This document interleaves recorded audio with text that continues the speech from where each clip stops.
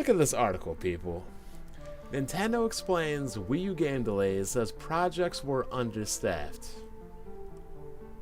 How many years has Nintendo been making games, people?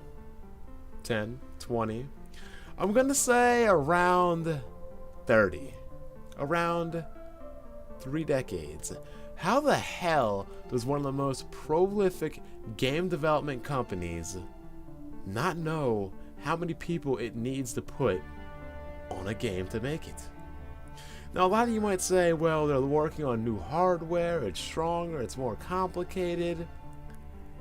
It's pretty much a PlayStation 3, an Xbox 360. You look what they're doing, and how many people they assign to their games, and you assign the equivalent or more.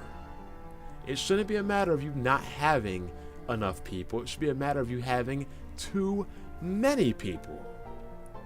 I mean, you haven't had a AAA huge game-changing blockbuster since Zelda Skyward Sword. And how many months ago was that? 16 by my calculations. So what have you been doing since Skyward Sword? You haven't been making any games with a Wii U, that's for sure.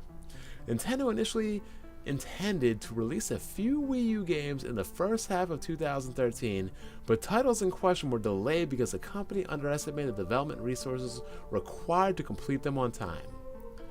It's like I said, people.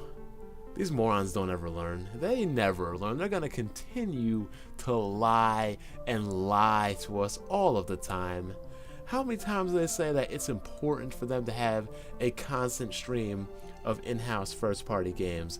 How many times, people? You look at where we are right now, we're pretty confident that there'll be a great pacing of content during those first number of months. We're giving it a lot of thought, and for that active gamer who's looking to buy something brand new on a regular basis, there's going to be a lot there.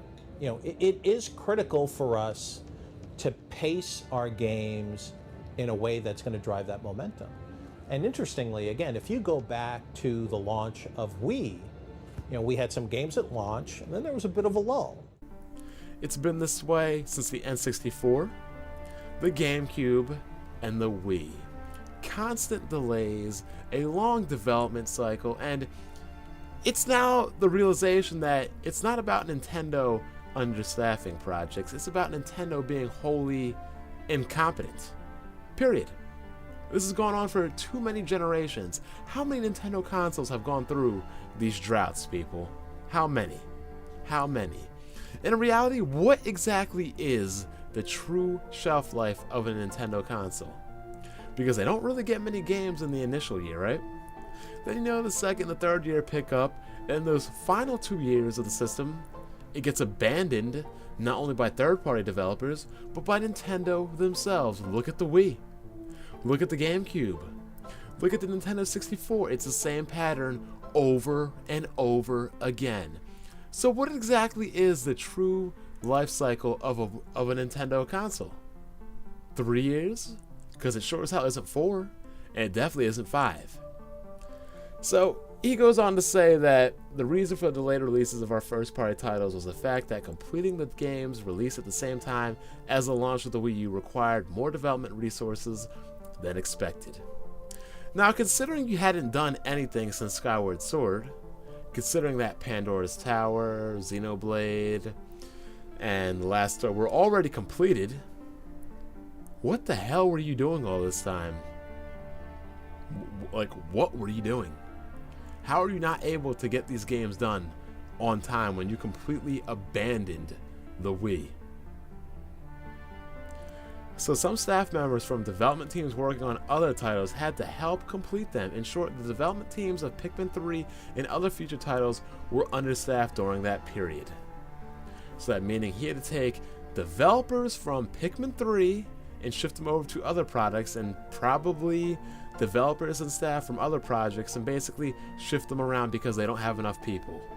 This is a multi-billion-dollar company, a multi-billion-dollar corporation, one of the most prolific gaming companies of the last 30 years, and they can't get enough people to make games. Why does Iwata still have a job? Somebody tell me, why does this man still have a job?